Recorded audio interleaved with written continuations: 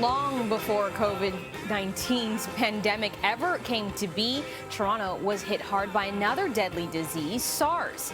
And it was 17 years ago today that the city played host to this historic moment, a benefit concert headlined by the Rolling Stones.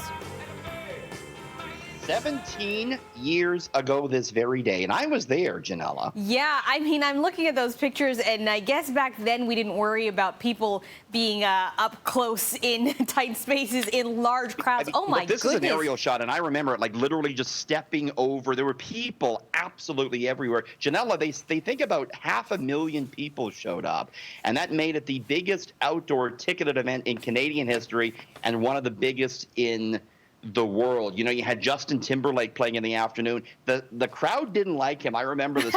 They were throwing water bottles at Justin Timberlake. Yeah, because the crowd was there for this guy, for the Stones, right? Yeah. And the Stones, you know, they were the big finishing act of the day. I left with AC/DC, led into the Stones, and after AC/DC, I was dehydrated. I was hot. It was a day like today that was really hot, so I took off. That was enough for you. I got to tell you, looking at those pictures of the crowds is like making me anxious because it feels like I can't even imagine being in a crowd like that right now.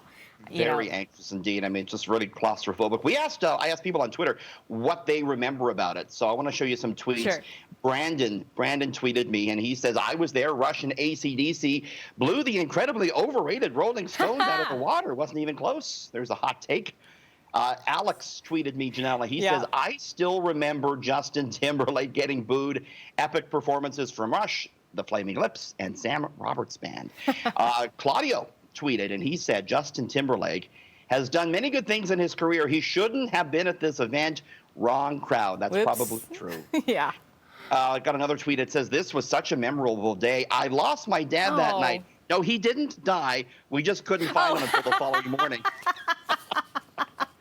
It was easy to lose people. You know, we didn't all have cell phones. Not everyone had cell phones. It was just kind of the beginning of cell phones around that time. Exactly. And finally, Joni says, once the virus dies down, we need to celebrate that moment. I say let's do a CityNews concert, she says. How long do you think it'll be before people feel comfortable to be in a space like that again? Or maybe there are folks who are just craving, concerts. I know our producer Brandon had to cancel his concert tour this summer, so he's sad about it. Maybe he'd want to see something like this. If we do a CityNews concert, I think we know who's going to get the water bottles hurled at them. It's this guy. All right, moving on to sports. The Blue Jays will be calling Buffalo home this season after the Canadian government stopped the team from hosting games here in Toronto. And they found a way to bring some fans along with them for the ride. The Blue Jays are selling you the opportunity to put your cardboard cutout in the stands in Buffalo. A picture of you on a cardboard cutout. They'll put it in the seats in Buffalo. Ginella, it's $60. A portion of that goes to the Jays Care Foundation, and they will mail you your cutout after the season, Ginella. I did it. I signed up. Did you?